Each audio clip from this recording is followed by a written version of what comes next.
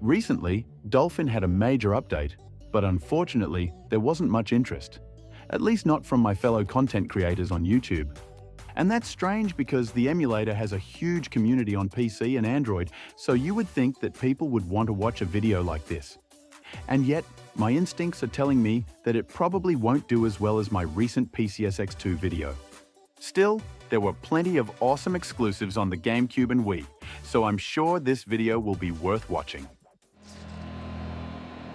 Well then, let's get serious!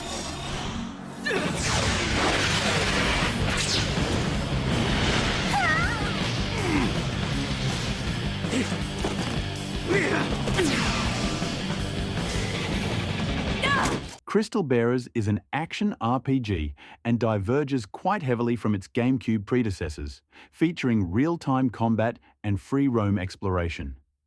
It was criticized for abandoning its kid-friendly aesthetics, but there's no doubt that older gamers will appreciate this Final Fantasy title, and in my opinion, it would have been far more successful on PS3. Congratulations! You're the next to fall before the hero of Rome! Tournament of Legends is a fighting game and features 10 warriors based on ancient mythology. On Wii, it was panned for its unresponsive controls, but on Dolphin, it's not really a problem. I used an Xbox 360 gamepad, and controls were just fine. And I think the graphics look great when upscaled.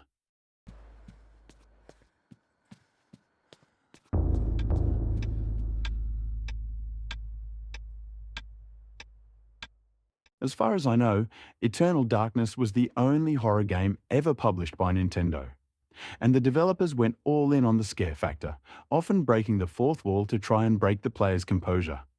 The game was a commercial failure, despite critical acclaim, but it's widely seen as one of the best horror games ever made.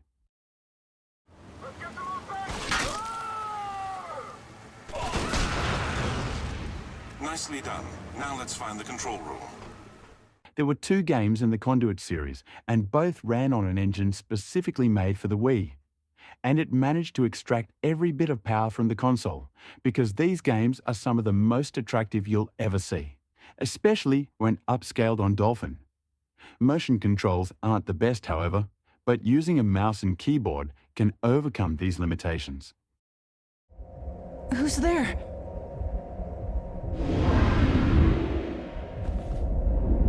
Who are you? How'd you get in here? Fragile Dreams is one of the strangest, yet most beautiful games I've ever played. It has relatively simple mechanics, but the way the story is weaved makes it almost impossible to walk away from. Honestly, when recording footage for my video, I carried on playing for hours. Essentially, it's just a post-apocalyptic adventure game, but I highly recommend that you give it a try.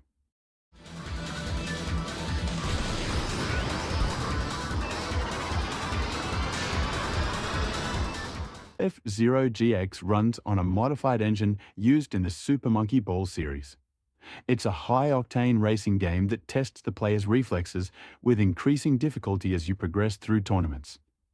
Some of you may not know this, but the game has an arcade counterpart called F-Zero AX, which runs on Triforce system boards. It's just a bit of trivia, but it's interesting.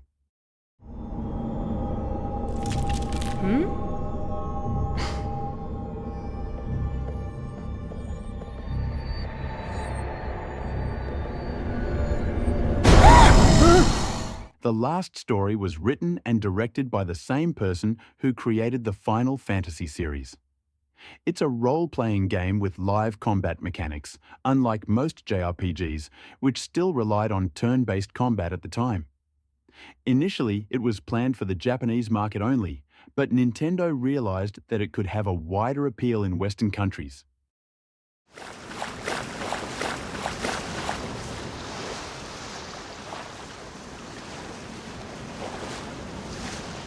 When an ocean liner catches fire and starts to sink, young Aiden goes overboard during the escape. Later on, he finds himself marooned on a remote island, without anybody else in sight. This is basically a survival game, which is aimed at younger children. And mostly, the protagonist has to do things like harvest food or make camp to sleep.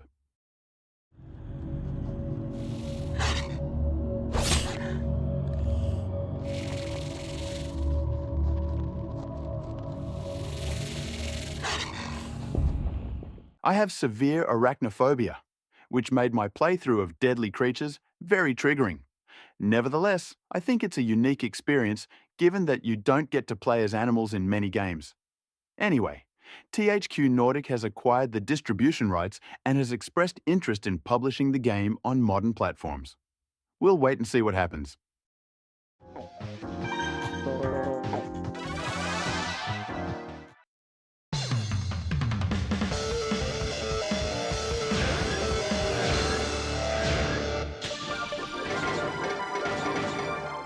Custom Robo Battle Revolution was the first in the series to be released outside Japan. It's a real-time arena fighting game where players can customize loadouts before starting battles. The story, while not terrible, serves mostly to move the gameplay forward. It's not really my cup of tea, but I can see how some people might like it. What is the logic in disrupting a Federation training mission? They're pirates. How could they resist a prize like that? That never would have happened if I'd been there. Then it's a shame you weren't. The pirates... Metroid Prime 3 Corruption concludes the original arc, which started out on the Gamecube.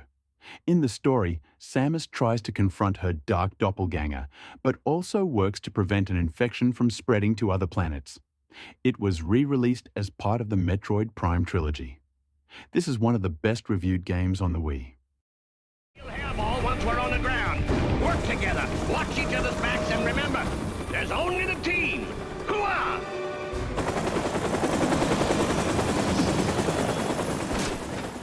Ghost Recon for the Wii is only related to the PC and 360 versions by name. It's a tactical shooter that focuses on co-op gameplay.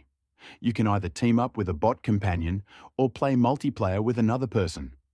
The controls are actually not bad when played with a gamepad. While combat is mostly reduced to shooting from cover, there is enough to keep the player invested.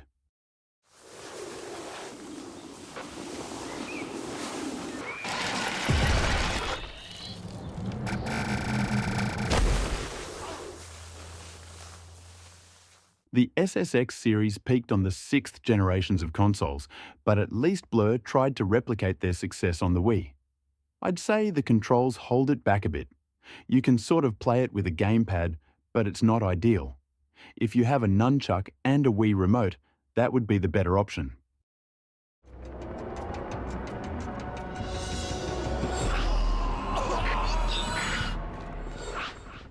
Parker, are you okay? God, what are you doing?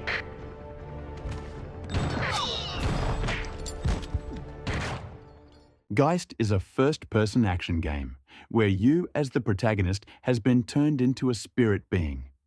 You have the ability to jump from one host to another, provided you scare them sufficiently to weaken their resistance. The game was known to push the GameCube to its limits, so expect a few frame drops here and there. Overall, it's a good game though, with a unique premise. But how could she have known? Who cares? Kill now, ask questions later. That's my motto.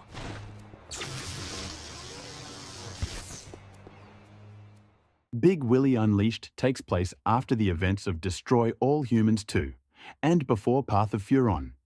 It was supposedly meant to get a PS2 port, but that never materialized. So this is now the only way to play the game. The graphics aren't phenomenal, with little detail in environments and character models, but the appeal lies mostly in the fun gameplay.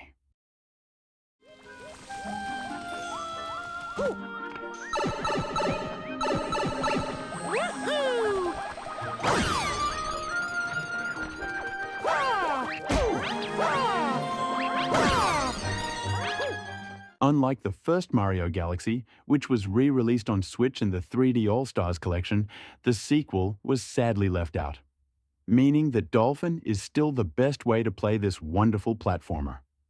Mario Galaxy 2 has dynamic environments, new power-ups, and the addition of Yoshi. That's actually a big inclusion, because Mario can ride Yoshi, which is both adorable and amazing.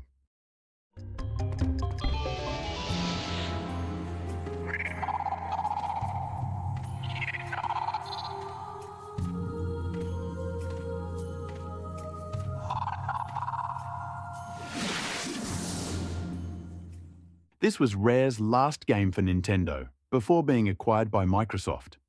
It was planned to be a direct sequel to Star Fox 64, before Nintendo convinced them to merge development with another game Rare was working on. It helped to expand the universe and introduced us to new characters like Crystal. It's a departure from the other games in the series, but it's also my favorite.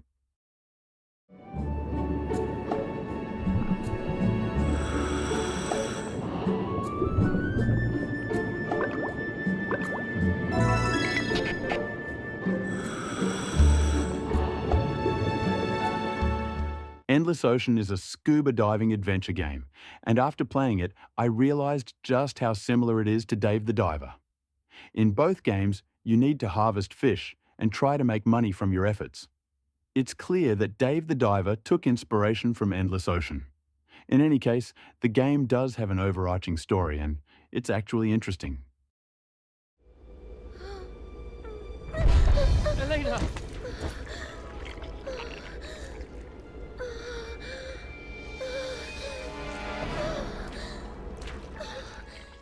In Pandora's Tower, the hero is entrusted with a quest to lift a curse from his beloved wife. The player must explore 13 towers where the character will solve puzzles, fight monsters, and do some platforming as well. The game is fairly open-ended, with several endings, depending on your relationship with your cursed wife. It had disappointing sales, but don't let that fool you. It's a really solid RPG. Point.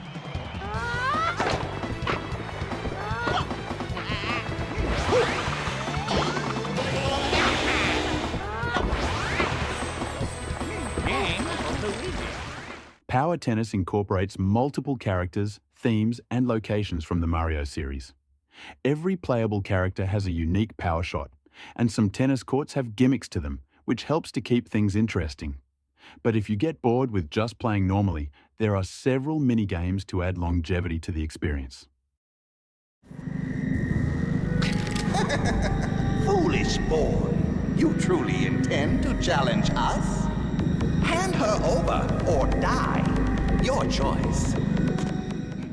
Sin and Punishment Star Successor is an on-rail shooter and a sequel to the original game on N64.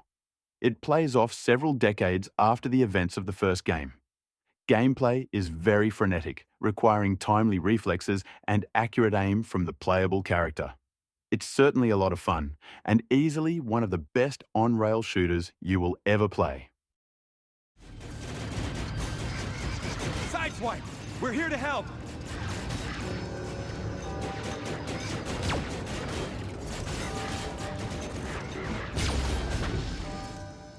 Speaking of on-rail shooters, here we have Transformers, Cybertron Adventures.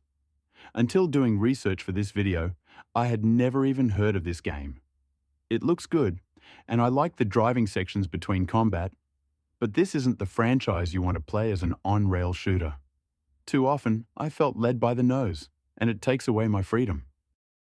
But okay, that covers the first 22 games in this list.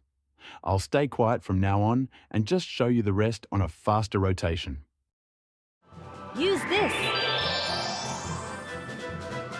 Got your back. On to the next one. See ya!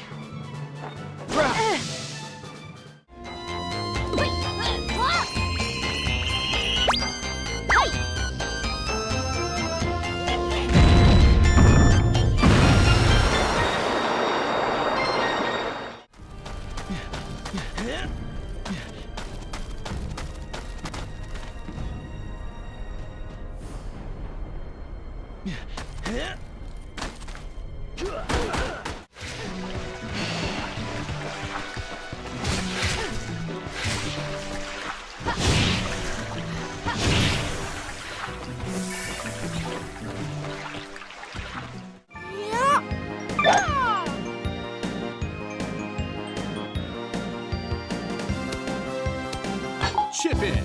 Nice eagle. Very well done.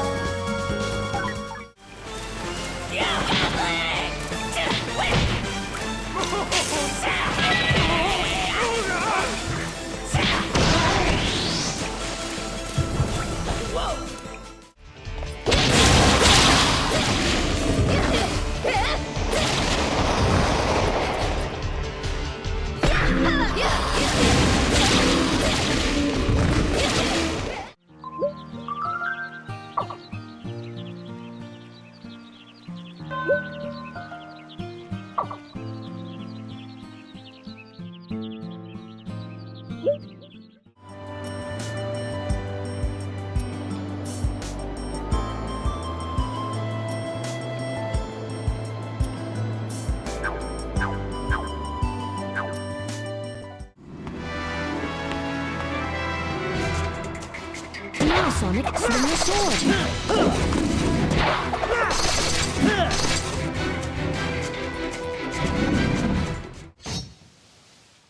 Do you even understand what that evil sword is? You will soon learn what happens to those.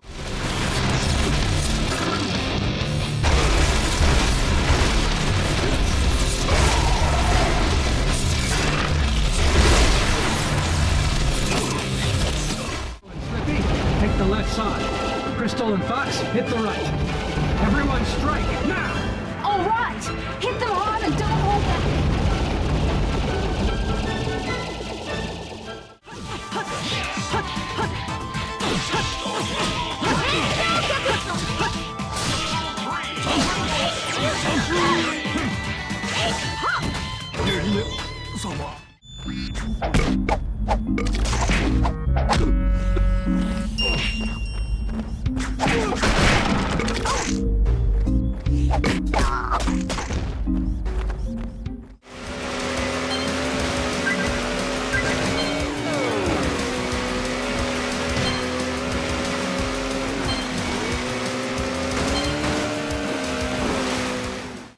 That's it, folks.